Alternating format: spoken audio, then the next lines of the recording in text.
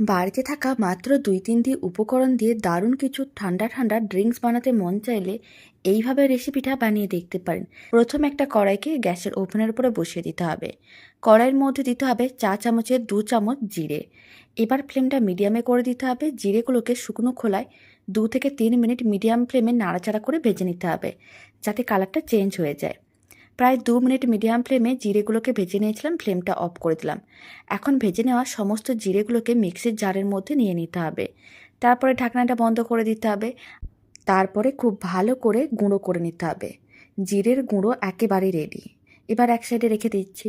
কড়াইয়ের মধ্যে দিয়ে দিচ্ছি বেশ কিছুটা পরিমাণ জল। জল আমি এখানে প্রায় ২ গ্লাসের মতনই দিলাম।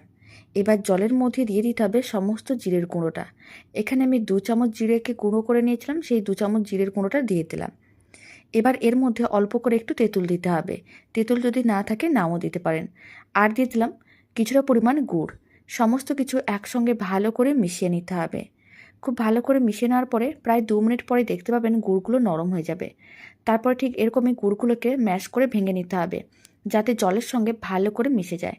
তারপরে ২ মিনিটের মতন জলটাকে ভালো করে ফুটিয়ে নিতে হবে, যাতে জিরের গন্ধ বা গুড়ের মিষ্টি আর তেঁতুলের টক জলটার মধ্যে চলে আসে। ২ থেকে ৩ মিনিট মিশ্রণটাকে ভালো করে ফুটিয়ে নিয়েছিলাম। এখন ফ্লেমটা অফ করে দিতে হবে। আর এদিকে একটা মিক্সিং বোল নিয়েছি, তার মধ্যে একটা ছাঁকনি রেখে দিলাম।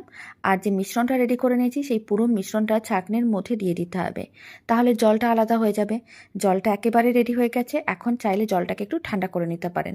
প্রায় ৫ মিনিট জলটাকে ঠান্ডা করে নিয়েছিলাম। এবার ফ্রিজে রাখা বরফগুলো নিয়ে নিলাম। বরফের টুকরোগুলো গ্লাসের মধ্যে দিয়ে দিতে হবে। আর অল্প করে হয় বিট লবণ, নাহলে পিঙ্ক সল্ট দিতে হবে। তারপরে দিতে হবে অল্প করে লেবুর রস।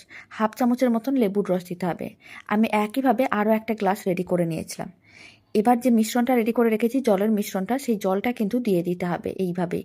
পুরো গ্লাস ভর্তি করে জলটা দিতে হবে। আর যেহেতু বরফের টুকরো দেওয়া আছে, তাই জলটা সঙ্গে সঙ্গেই কিন্তু ঠান্ডা হয়ে যাবে। এতে খেতেও ভালো লাগবে। আর এই ড্রিঙ্কসটা কিন্তু বানানো যতটাই সহজ, খেতে ভীষণ ভালো হয়। ওপরে একটা করে পুদিনা পাতা দিলাম, এতে দেখতে বেশ ভালো লাগবে। আপনারা চাইলে লেবুকে গোল করে কেটেও দিতে পারেন। দারুণ স্বাদের এই ড্রিঙ্কসটা কেমন লাগলো বাড়িতে বানিয়ে জানাবেন। আর এই রেসিপিটা শেষ পর্যন্ত দেখার জন্য অসংখ্য ধন্যবাদ। গরমকালে এই ড্রিঙ্কস খেলে কিন্তু শরীর অনেক বেশি ভালো থাকবে। আপনারা বানিয়েও দেখতে পারেন।